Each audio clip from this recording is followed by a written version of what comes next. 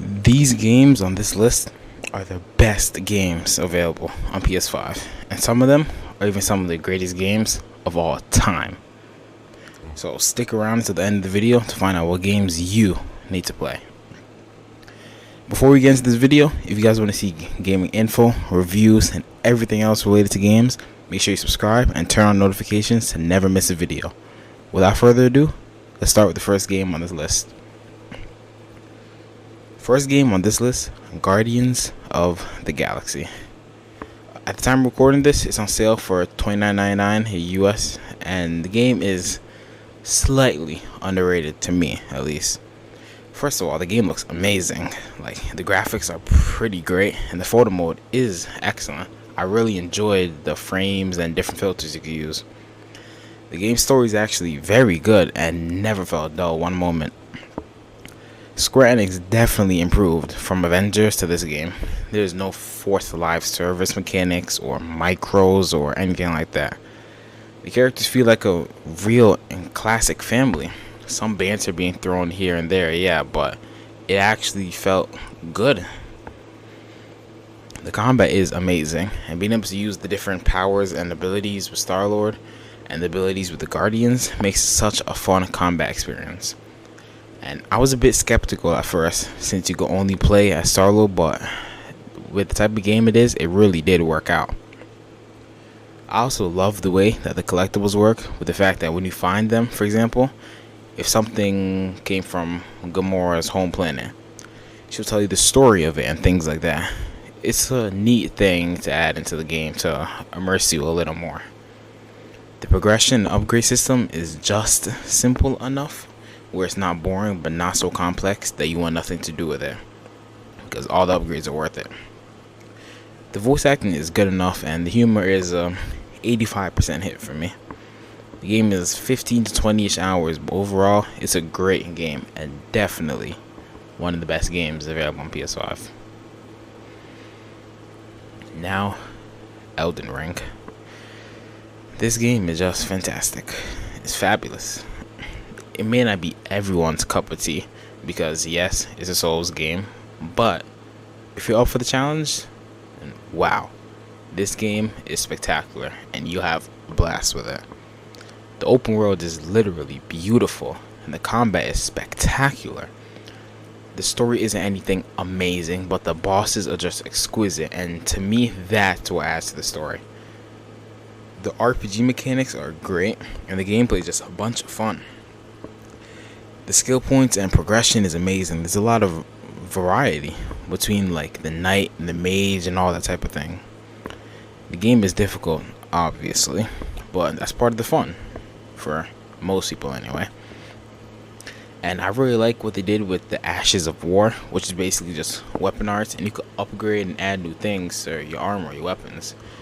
Or sometimes it's just like a new ability, like a spinning sword attack. That's just an example. And Spirit Ashes, I think that's what they're called, are basically just like summons from Final Fantasy, but very, very, very many. And these help you in battle, which sometimes they do help a lot. Like for me, I know that they helped against Margit, even though I was still getting destroyed by him.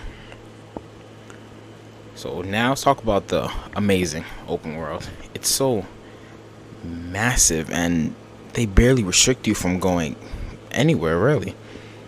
There's dungeons and secret weapons and just so much more to find. It actually feels fun to get lost and not know where you are. It's worthwhile to actually explore, and you don't just follow 100 quests in your menu. It's a vast open world, but it's not like Valhalla where the game is like endless and dragging. Overall, this game is amazing, and if you haven't tried it yet, what are you waiting for? Next we have The Last of Us Part 1. First of all, let's get this out the way. It is worth the money if you have not played it before. The only difference between this and the original Last of Us release is the graphics. Now, the graphics do look a lot better now, of course, but $70 for just a graphics upgrade is not worth it if you've already experienced it. Now, assuming you have not played the original, this game is excellent. The graphics are clearly spectacular, and it really shows off the power of the PS5 now. The gameplay and shooting in Last of Us has never been anything great or amazing, but one feature I do love about the gameplay is when you start crafting or looking at the crafting menu, the game keeps on going and nothing pauses. It makes sure that you remember, like, oh shoot, there's zombies around me, and so you just craft a Molotov or whatever real fast and get out of there. The story is amazing as it was when it first came out. The story never lets up and always keeps you drawn in. Last of Us 2 didn't do this for me, and I find the story to be 99% dark and gritty with 1%, oh wow, yes, have a smile in there. Its predecessor, however, the game we're discussing now, is a perfect blend of fun, dark, and lighthearted when it needs to be for a moment. It was all blended so perfectly together.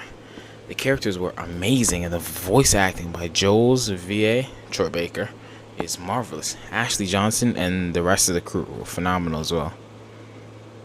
Joel's growth as a person throughout this game is probably my favorite character arc in the game.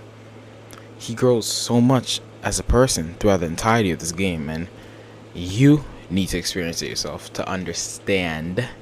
If you have the money, pick this game up. I'm 99% sure you won't be disappointed. And also, if you guys are liking the video so far, make sure you subscribe and turn on the notification bell so you never miss an upload. Now, without further ado, next is Ghost of Tsushima. Now, this game came out a little bit ago, but wow, this game is fantastic. The graphics are obviously just nothing short of excellent. This game is one of, if not, the most beautiful game out right now. The way the wind blows across the flowers and grass, how the sunsets look, and it's just beautiful. The combat is simple, smooth, and effective. I love the dynamic of being a samurai who's supposed to be honoring their family and their legacy, but you also have the option to disgrace, quote unquote, the samurai code and choose to be stealthy when attacking enemies or enemy bases. You can climb as well, similar to Assassin's Creed. The difficulty in this game isn't to the point where a certain area that's higher level the enemies will one-hit you in it, but the progression is built on learning new techniques and abilities and things of that sort. The Tales of Tsushima, aka the side quests, are great as well. I found some of them quite interesting actually.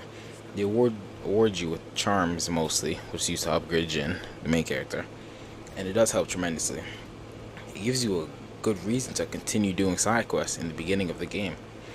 The mythic tales, however, are just beautiful, and I don't want to spoil too much, but these usually award amazing gear for Jin to use. The collectibles are your standard collectibles. Find them, maybe climb a cliff or two, and get some gear or cosmetics after collecting a few. Overall though, this game is truly a masterpiece, and especially the story, you will have a blast with this game.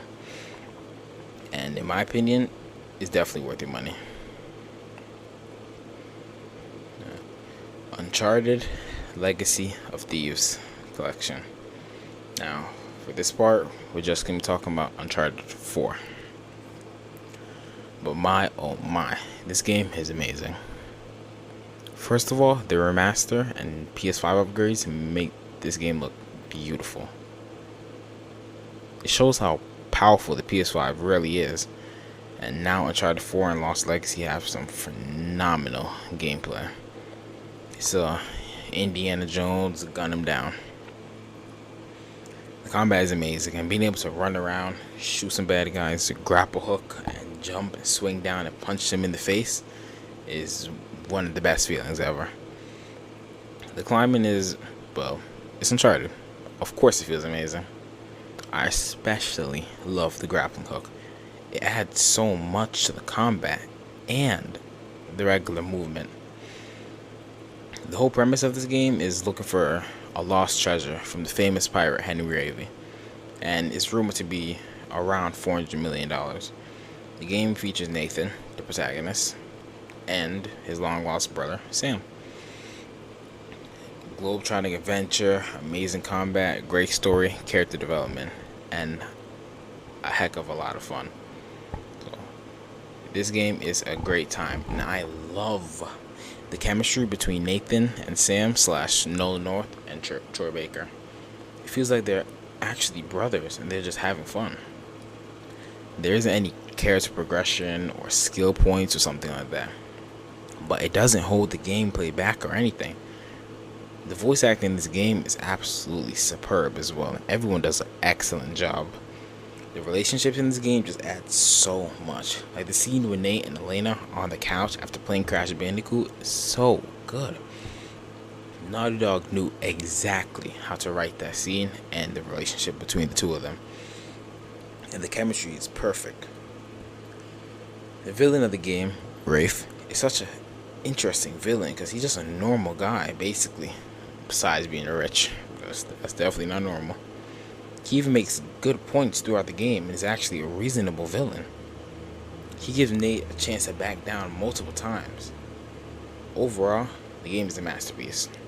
With the strength of the PS5, it's much better. And the reason I didn't mention Lost Legacy is because I think Uncharted 4 is the one that really shines for being one of the best games to play on PS5. But if you guys did play Lost Legacy and you enjoyed it, then let me know in the comments. If you guys enjoyed the video, make sure you subscribe and turn on notifications so you don't miss another upload.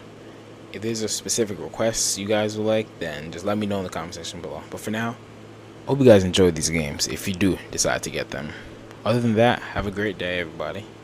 Stay safe, stay hydrated, and stay loving.